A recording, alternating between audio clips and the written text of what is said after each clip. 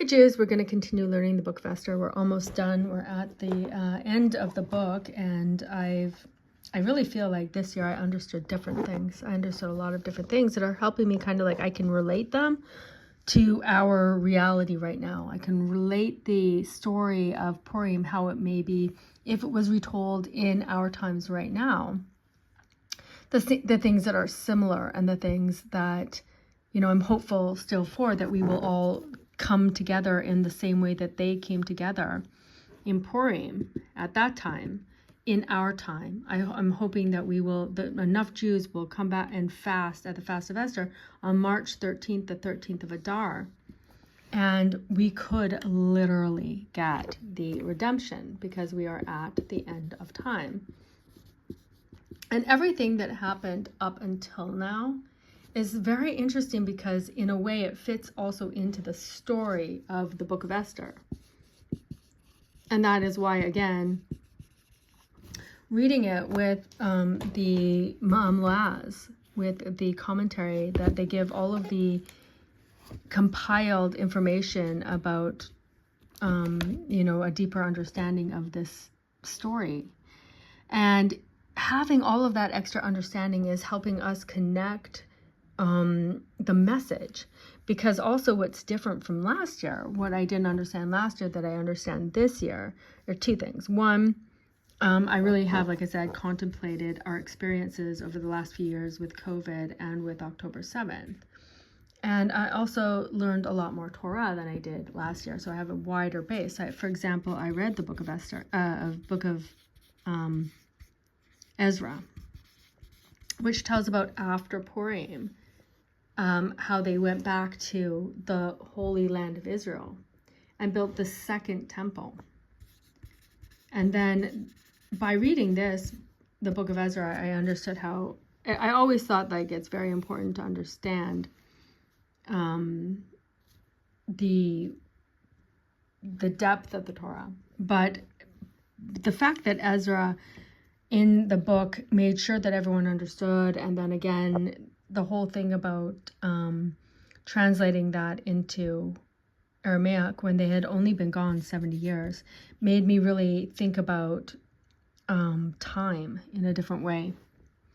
So our reality is 5-dimensional. 3 are physical, 1 is spiritual, and 1 is time. So then I started thinking about time a lot. Like, how did they not know? They knew, they had prophecies from actual prophets that they knew. Mordechai was also a prophet. There were also lots of prophets there, like Nehemiah, and there were lots of prophets there. And they knew it was 70 years. And then 70 years came and went. How did they miscalculate that? Because reality changed when the temple was destroyed. And reality is going to change again when the temple is rebuilt. And that's another thing that we read in the last video, where when Mordechai was put in charge of the government in Shushan, it was as if even the stones of the city were happy. Because we've talked a lot about like the Torah laws and how these are the correct laws for justice in our world. And when there is justice in our world, all of the world is happy when we're talking about Perek Shira, the Song of the Universe. So when this connection is made again at the redemption, all of the world, all of nature, all of everything is going to be happy. And that's what we read the other day when Mordechai was put in charge of everything. Even the stones of the city were happy. So we're learning and we're seeing that this is a very auspicious day, March 13th, the 13th of Adar, to fast for the Fast of Esther, to repent and to cry out to God. And this could literally be the redemption. That's what we're learning this for. And it does seem like a very auspicious time, more so than any other time that I have been, conscious of this reality, which hasn't been that long, by the way. 9/11. On the day, the number of those killed in Shushan came before the king, in order for everyone to know that royal authority. Just so we can also say now that now what happened was, instead of the king of the Jews being killed on a certain day, as was written in the writ that went out from Haman. Now it was that the Jews can kill their enemies and they can also defend themselves. So on that day, the number of those killed in Shushan came before the king. In order for everyone to know that royal authority had been granted to the Jews, the king ordered that a list of people killed be delivered to him personally. When people realized that the king was in accord with the Jews, no one would dare oppose them. The list of the dead was delivered to the king together with the spoils. The list included a careful accounting so that it would be obvious that none of the booty was missing. Although the Jews had been given authority to kill their enemies all day, Mordecai had them stop in the middle of the afternoon. He wanted to show that the Jews were not bloodthirsty. As a result, however, the king gave them permission to continue on the next day. The Jew haters also came to the king and presented an account of the number killed. They complained that the Jews were killing peaceful Persians without provocation. The king knew the truth and summarily dismissed them. The king actually enjoyed hearing the report of the dead. It reminded him of his days in war when the reports of the enemy dead would be brought to him. 9:12. The king said to Queen Esther, in Shushan the capital, the Jews killed and annihilated 500 men as well as Haman's 10 sons. What must they have done in the king's other lands? And now, what is your wish? It shall be granted. And what else do you want? It shall be done. The king was very surprised. Here in Shushan, where the Hamanites had been well prepared to kill the Jews, 500 Hamanites had fallen, including Haman's 10 sons. What must have happened in the other lands? 9:13. Esther said, if it please the king, also tomorrow let the Jews in Shushan do as they did today. Also let them hang Haman's 10 sons on the gallows. Esther saw that it was a propitious time to make her request. Your Majesty, she said, if it pleases the king and if he wants the empire to survive, the Hamanites must be annihilated. They are enemies of the king, just like Haman. It is something that you should do even without my request. Tomorrow you must let the kings fight against the Hamanites just as they did today. Today the Jews only fought the Hamanites in the upper city, where there are still many Hamanites in the lower city, and the Jews are afraid to go out. We must do in the lower city tomorrow what we did in the upper city today. Haman still has many supporters who will commit acts of terror to avenge his death. Besides, the Jews of Shushan suffered more than the other Jews. Here they actually had a sentence of death hanging over their heads. They deserve an extra day to take revenge upon their enemies.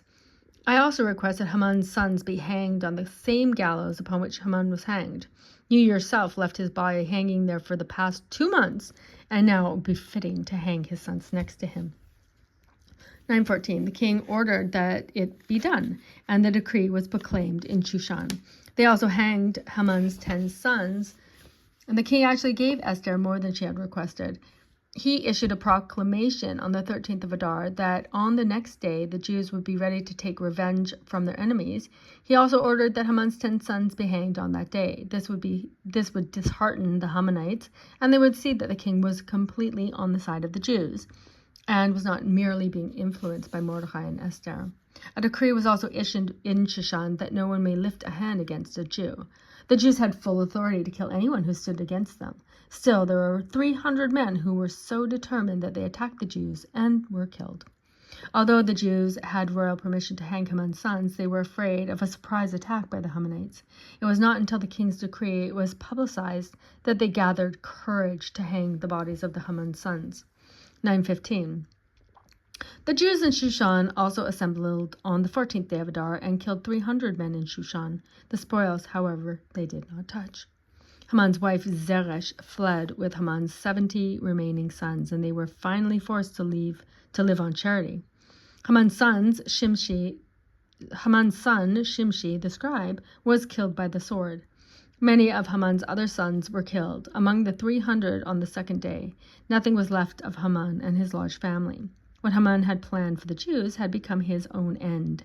Seeing the king's decree, the Jews drew courage and also enlisted many Jews from the suburbs to fight on the 14th of Adar. They realized that the Hamanites would be desperate and might attack the Jews in the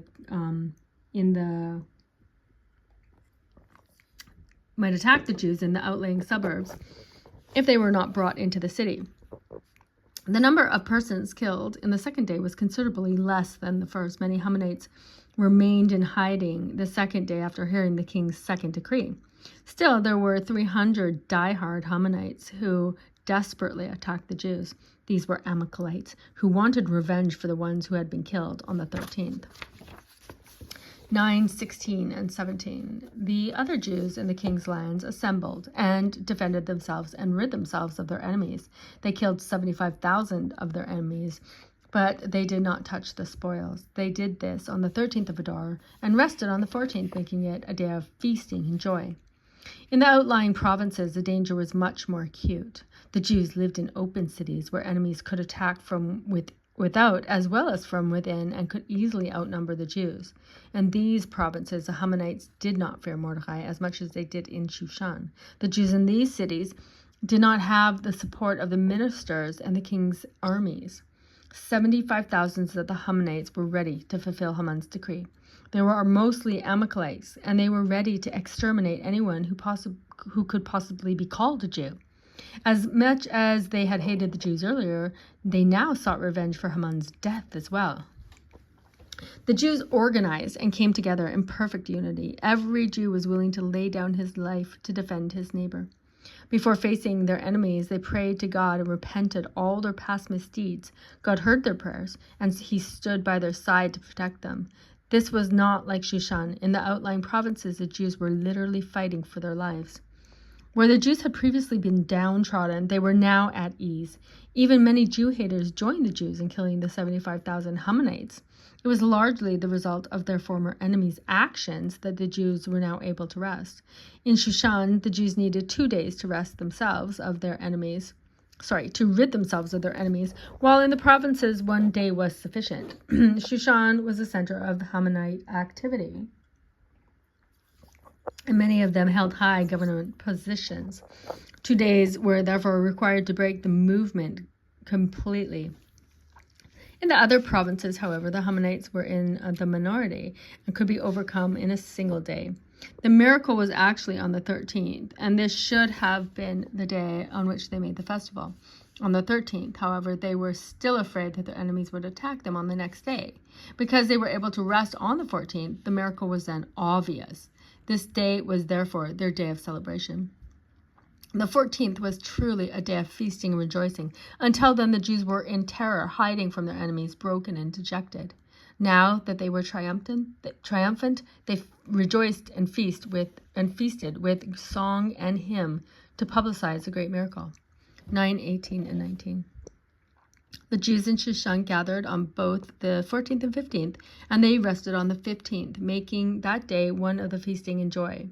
Therefore, the Jews in the provinces who live in unwalled cities made the 14th day of Adar a holiday of feast and joy, and sending gifts to each other. In the provinces, the Jews fought against their enemies for just 1 day, and they made the next day a celebration. In Shushan, however, they fought on the 13th and 14th, and rested on the 15th. Just as the other Jews celebrated for 1 day, so the Jews in Shushan made a celebration for 1 day. This also explains why the Great Assembly ordained 2 different observances of Purim. People living in ancient walled cities kept it on the 15th of Adar, while everyone else keeps it on the 14th. It is different than all other observances, which the Torah states, "There shall be 1 Torah and 1 law for you." These 2 days actually commemorate 2 different victories. The celebration on the 14th commemorates the triumph of the Jews in the provinces, while the 15th commemorates the victory in Shushan. It would seem logical to legislate that Shushan alone should celebrate on the 15th, but it could not be expected that there would always be Jews in Shushan. Perhaps the special miracle of Shushan would be forgotten. The Great Assembly therefore legislated that all cities which, like Shushan, had walls around them should celebrate on the 15th. This, however, created another problem. The Holy Land lay in ruins at the time, and Jerusalem was unwalled. Jerusalem would have a status inferior to those of other walled cities in the world, and would have to celebrate Purim on the 14th, like any unwalled village. Therefore, instead of designating a special status to cities walled in the days of Ahasuerus, it was given to cities walled since the days of Yeshua, that Yeshua conquered the Holy Land. This would automatically give special status to the cities of the Holy Land. The legislation, therefore, specifically mentions the cities walled from the time of Yeshua would celebrate on the 15th. This would also commemorate the fact that Yeshua was the first one to battle against Amalek in Exodus 17:9. For all these reasons, it was legislated that cities walled from the time of Yeshua should celebrate on the 15th and all other cities on the 14th. The only exception was Shushan itself. Although Shushan was not walled from the time of Yeshua, since its original celebration was on the 15th, it was always to celebrate on this day. We were just asking ourselves the other day, we were like, why is it from the time of Yeshua? So it's good to know that there are, all the reasons and to understand them. So in the outer provinces, an actual holiday was made on the day of their triumph, while in Shushan it was only made a day of feasting and rejoicing. In the provinces, the danger had been greater, and when the Jews were victorious, they celebrated even more. During the deliberations, many sages argued that Purim should be made on the 15th of the month. The final victory in Shushan, after all, had occurred on the 15th. Furthermore, Purim would then be in the middle of our lunar month, in the full of the moon, just like Passover, which is the 15th of Nisan, and Sukkot, which is the 15th of Tishrei, and the 15th of Shvat, and the 15th of Av. All of the things that are linked to the full moon, and they celebrate Jewish triumphs, and Israel is likened to the moon. So also there's information there in the number 15, and the lunar calendar, like we've explained, 9:20 to 22. Mordechai wrote down these things and sent scrolls to all the Jews in the lands of King Ahasuerus, both far and near. They should make it a practice to keep the 14th of Adar and the 15th each and every year, just as the days when the Jews had rested from their enemies, and the month which had been transformed from sorrow to joy, from mourning to festivity. These were to be the days of feasting and joy, and sending portions to one another and gifts to the poor. Mordechai was concerned lest in time the Jews would forget the miracle. He therefore enacted legislation to ensure that it would be remembered. We are commanded to remember certain things. Remember and never forget Amalek. We're commanded by God to remember and never forget. It seems like we have short memories, don't you think? Like, if you think back also to 9/11 on September 11th, and even all the things that happened in COVID, and I mean, we just go from one thing to the other, and we seem to forget. And there's certain things that we're supposed to remember every day, like the 10 remembrances that we are supposed to say every day. I did a video about this. And why we need to say it. Again, this is linked to this higher level of understanding, which is called Binah, which influences and is basically where our consciousness is, because it's like the translator between wisdom and understanding, and also our verbal ability as Medaber Chai, a separate creation, not an animal who can talk. So they were afraid that if we forget about Purim, what happened here, if we forget all the events of the whatever, then that won't be good. We need to remember them. So we have a festival, and we have the holiday of Purim, which also God gave us as a festival, basically. So we should always remember that. Also, things that we daily remember are things like accepting the Torah, and that God is our God, the God of our forefathers. So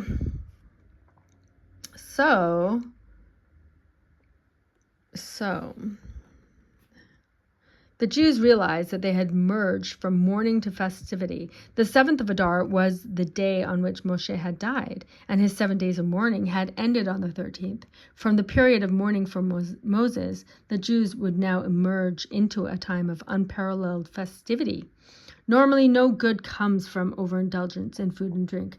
But now, since the Jews had already begun the celebration of Purim with feasting and drinking, Mordechai could not substitute a different form of celebration. Unless eating and drinking were an integral part of the celebration, it would not fully commemorate the miracle.